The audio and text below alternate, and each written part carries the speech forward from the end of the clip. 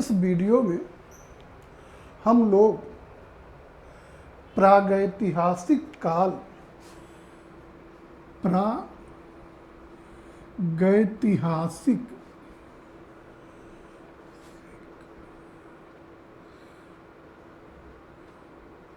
काल पर चर्चा करेंगे।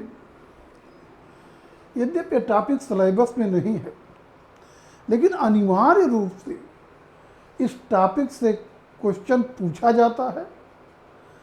और इतना ही नहीं, अगली टॉपिक प्रागैतिहासिक चित्रकला हमारे सिलेबस में है और प्रागैतिहासिक चित्रकला को विधिवत जानने के लिए भी इस टॉपिक का अध्ययन आवश्यक होता है।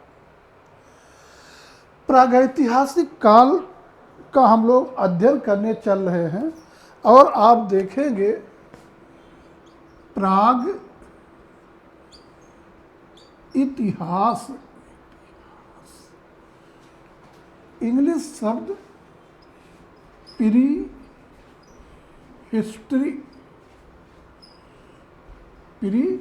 हिस्ट्री का अनुवाद है। इसका सर्वप्रथम प्रयोग 1851 ईस्वी में डैनियल विल्सन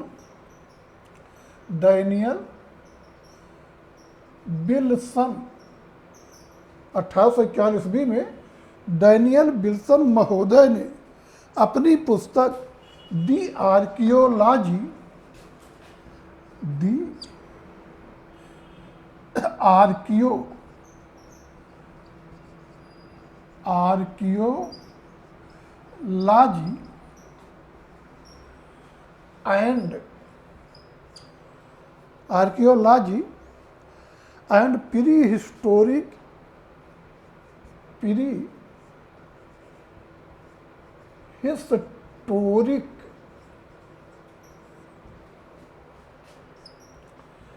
एंड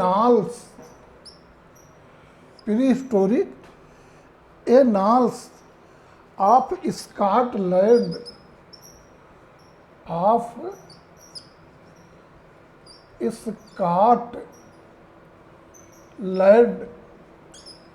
ने किया।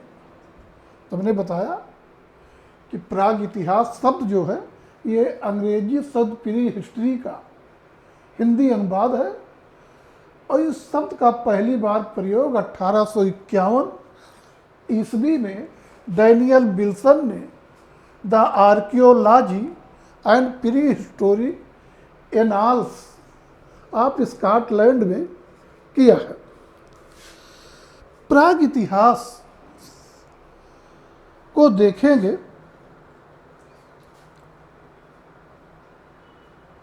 ये मानव के विकास का आरंभिक चरण है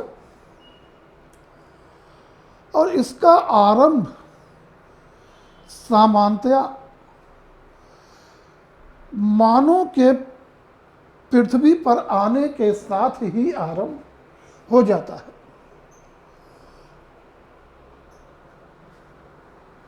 एक मान्य परंपरा के अनुसार इसका समय लगभग 26 लाख से लेकर 3000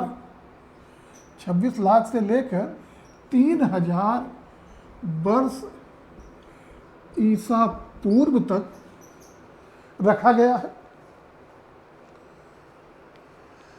और देखेंगे कि ये मानव के विकास का आरंभिक स्रोत है।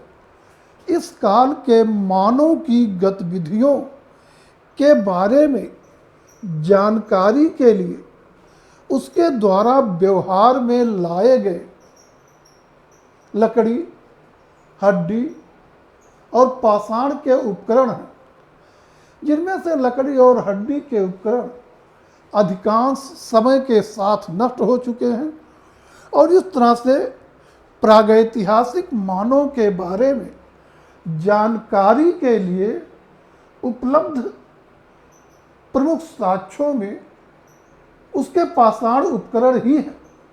इसीलिए प्रागैतिहासिक काल को पाषाण के नाम से भी जाना जाता है। पाषाण काल के नाम से भी जाना जाता है। अध्ययन की सुविधा की दृष्टि से पाषाण काल को 3 उपचरणों में विभक्त किया गया है। ये है पूरा पाषाण काल, पूरा पाषाण काल, मध्य पाषाण काल, नव पाषाण काल। पूरा पाषाण काल पेलियोलिथिक एज लगभग 26 लाख से 10,000, 26 लाख से 10,000 वर्ष ईसा पूर्व तक माना जाता है। मध्य पाषाण काल लगभग 10,000 से 4,000 वर्ष ईसा पूर्व तक माना जाता है। और नव पाषाण काल लगभग 9,000 से 3,000 वर्ष ईसा पूर्व तक माना जाता है।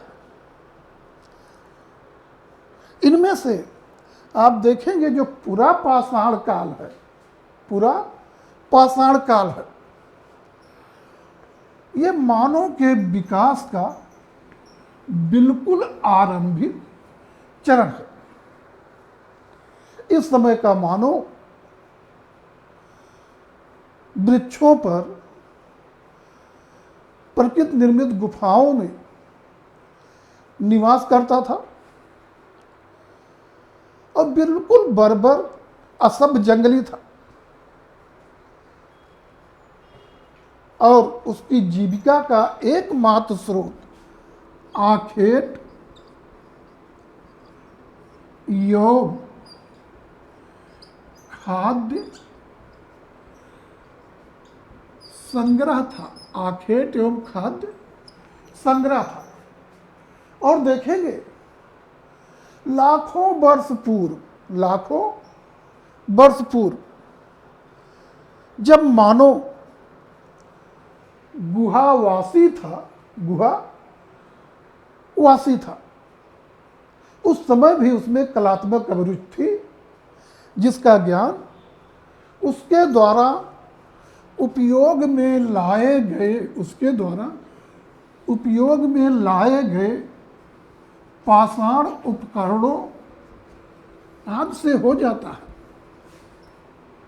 भारतवर्ष में पहली प्रागैतिहासिक पाषाण कलाकृत 13 मई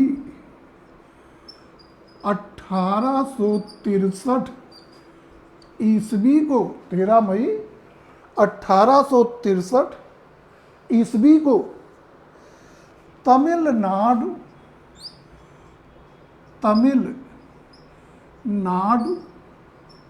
राज्य में मद्रास के समीप पल्लवरम नामक स्थान पर मेजर ब्रासफुट ने खोजा। तो पहली प्रागैतिहासिक पाषाण कलाकृत 13 मई 1863 ईस्वी को तमिलनाडु राज्य में मद्रास के समीप पल्लवरम नामक स्थान पर मेजर ब्रासफुट ने खोजा, जो भूगर्भ शास्त्री थे। और ये टॉपिक बहुत महत्वपूर्ण है। पहली प्रागैतिहासिक पाषाण कलाकृति की भारत में खोज कब हुई? 1863 ईस्वी में। कहाँ पर हुई? जनरली पल्लवरम रहता है, फिर भी जैसा विकल्प हो, राज्य के दृष्टि से तमिलनाडु है, हो सकता है चर्चित स्थान दे दे मद्रास या पल्लवरम। किसने खोजा? ब्रासफुट। ब्रासफुट किस विषय के विद्वान थे? भूगर्भ शास्त्री थे। ये पॉइंट बहुत ही महत्वपूर्ण है। आगे देखेंगे, पूरा पाषाण काल एक बहुत लंबा समय है और उसे भी 3 उपचरणों में विभक्त किया गया है। पूरा पाषाण काल के अंतिम चरण उच्च पूरा पाषाण काल, उच्च पूरा पाषाण काल, या इसी को कहिए नौ पूरा पाषाण काल से अपवाद रूप में ही सही हमें कुछ चित्रकारी आदि के साक्ष्य मिल जाते हैं, यद्यपि वो अपवाद स्वरूप ही। आप देखेंगे उच्च पुरा पाषाण काल से संबंधित लगभग 25,000 ईसा पूर्व का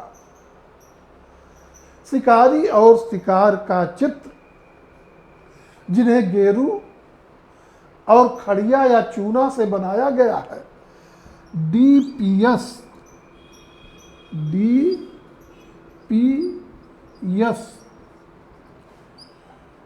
दारिकेश महोदय ने मध्य प्रदेश के मोरेना जनपद में स्थित पहाड़गढ़ सियोरपुर नामक स्थल से खोज निकाला है। तो इतना से डीपीएस दारकेश ने मध्य प्रदेश के मोरेना जनपद में पहाड़गढ़ सियोरपुर नामक स्थल पर उच्च पुरा पाषाण कालीन लगभग 25,000 ईसा पूर्व के शिकारी और शिकार के चित्र खोज निकाले हैं, जिन्हें गेरू और खड़िया या चूना पत्थर से बनाया गया है। महाराष्ट्र में महाराष्ट्र के जलगांव में एक स्थान है पटने, और यहाँ पर एक उच्च पुरा पाषाण कालीन अंडे की खोल मिली है, जिस पर आड़ी तिरछी रेखाएं खींचकर चित्रकारी की गई है।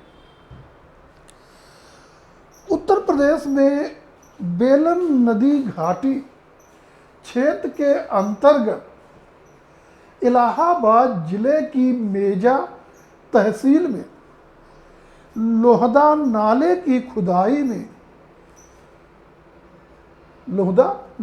खुदाई में एक उच्च पुरा पाषाण कालीन हड्डी की बनी नारी आकृति मिली है, जिसे विद्वानों ने हारपून कहकर संबोधित किया। बहुत बार पूछी गई है कि लोहदा नाले से जो हड्डी की नारी आकृति मिली है वो किस काल की है? उच्च पुरा पाषाण काल की। और ये तीनों साक्ष्य उच्च पुरा पाषाण काल से संबंधित है। आगे हम लोग देखेंगे कि पुरा पाषाण काल के बारे में 2-4 टिप्पणी हम लोग देख लेते हैं। आप देखेंगे पुरा पाषाण कालीन मानव जो था, उसने ज्यादातर उपकरण क्वार्ट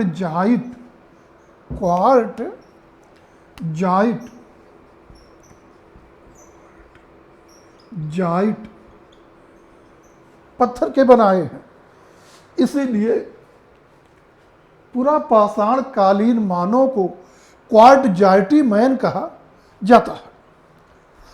दूसरे जानेंगे कि जो पूरा पाषाण कालीन मानव है उसकी गतिविधियों के ज्यादातर साक्ष्य विंध्य पर्वत के दक्षिण में पाए गए हैं। इसीलिए भूगर्भ शास्त्रियों का मानना है कि भारत में दक्षिण भारत मानव का प्राथमिक निवास स्थान था। आगे जानेंगे कि भारत में पुरातत्व विभाग की प्रागैतिहासिक शाखा का मुख्यालय नागपुर में है। पुरातत्व विभाग की प्रागैतिहासिक शाखा का मुख्यालय नागपुर में है। दूसरा जानेंगे भारतीय पुरातत्व विभाग की स्थापना 1860 ईस्वी में कलकत्ता में हुई और अलेक्जेंडर कनिंघम को भारत का पहला पुरातत्व सर्वेयर जनरल बनाया गया। साथ ही जानेंगे एक विद्वान हैं ल्यूबक महोदय ने 1863 में पाषाण काल को पूरा पाषाण काल और नव पाषाण काल में विभक्त किया। वास्तव में इन्होंने 63 में विचार दिया जो 65 में प्रकाशित हुआ था। तो इन्होंने 63 में पाषाण काल को पूरा पाषाण काल और नव पाषाण काल के रूप में विभक्त किया। बाद में दोनों के बीच में संक्रमण काल के रूप में मध्यकाल को स्वीकार किया गया। बस पूरा पाषाण काल संबंधित इतना ही। जनरली 4 टॉपिक पे क्वेश्चन बनेंगे। उच्च पूरा पाषाण कालीन लोदा नाले से प्राप्त नारी की आकृति, मुरैना जनपद का पहाड़गढ़ सियोरपुर और जलगांव का पटने। लेकिन सबसे महत्वपूर्ण है पहला प्रागैतिहासिक पाषाण उपकरण जो 13 मई 1863 को तमिलनाडु में मद्रास के समीप पल्लवरम से प्राप्त हुआ। आगे हम लोग देख लेते हैं मध्य पाषाण काल।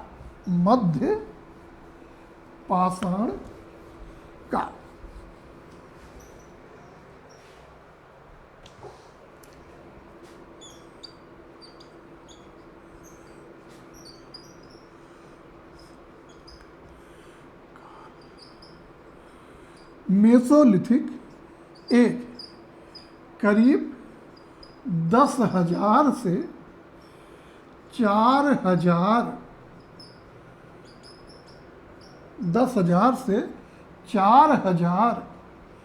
वर्ष ईसा पूर्व। आप देखेंगे जो मध्य पाषाण काल है यह कोई अलग से चरण नहीं है।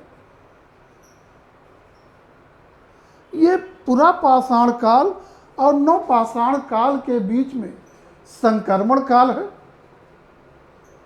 जिसमें पूरा के अंतिम चरण और नव के आरंभिक चरण की विशेषताएं पाई जाती हैं।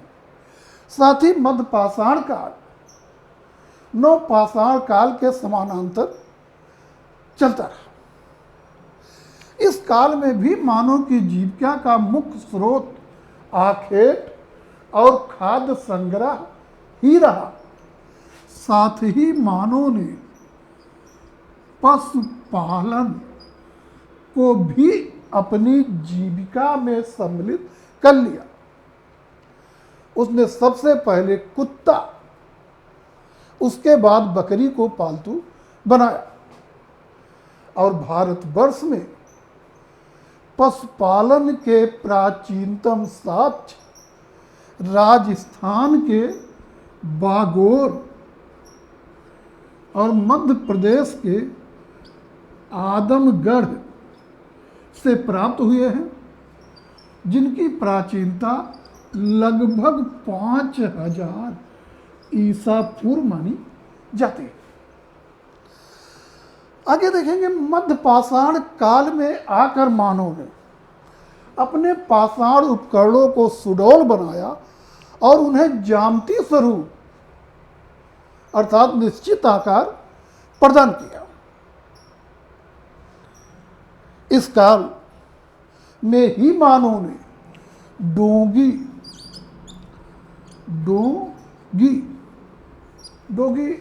छोटी नावों को कहते हैं, तो डोगी अर्थात नाव का आविष्कार किया। मिसाइल टेक्नोलॉजी, प्रक्षेपास्त्र तकनीक, लेकिन यहाँ पे प्रक्षेपास्त्र का आशय आपकी अग्नि मिसाइल से नहीं बल्कि धनुष बाण से है। धनुष बाण का आविष्कार किया। आगे देखेंगे, इस मध्य पाषाण काल से संबंधित एक स्थल है सराय नाहर। सराय नाहर उत्तर प्रदेश के प्रतापगढ़ जिले में स्थित है, और जानेंगे यही सराय नाहर जो लगभग या जिसकी प्राचीनता लगभग 9000 ईसा पूर्व है, भारत का प्राचीनतम मध्य पाषाणिक स्थल माना जाता है। यहाँ पर स्तंभ गर्त माने स्तंभ या खंभे गाड़ने के गड्ढे, घरों में राख के गड्ढे और उस राख में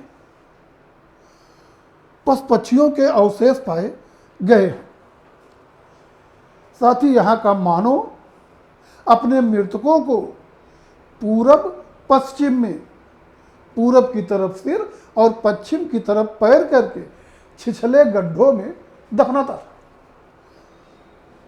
एक स्थान है महदहा, ये भी उत्तर प्रदेश के प्रतापगढ़ जिले में है, और महदहा की खुदाई में दो नारी कंकाल ऐसे मिले हैं जिनमें से एक 12 और एक 5 मृग श्रृंग के छल्लों की बनी माला पहने हुई है। मतलब एक कंकाल 12 मृग श्रृंग के छल्लों की और एक कंकाल 5 मृग श्रृंग के छल्लों की कंकाल पहने हुए। एक स्थान देखेंगे आप, भीम बेतका या भीम बैठका, भीम बेतका या भीम बैठका। भीम बेतका मध्य पाषाण कालीन मानव की कलात्मक गतिविधियों से संबंधित भारत का सबसे प्रमुख क्षेत्र है।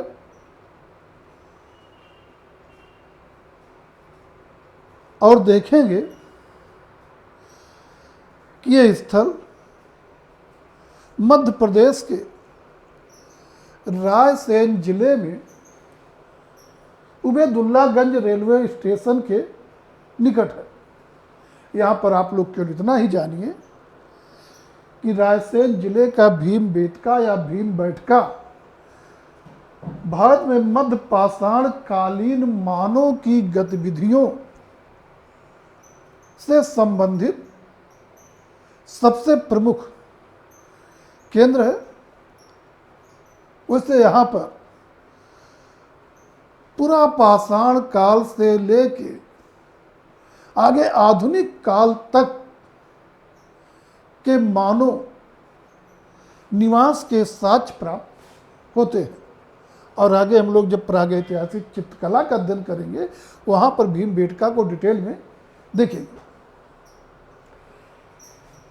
धन्यवाद।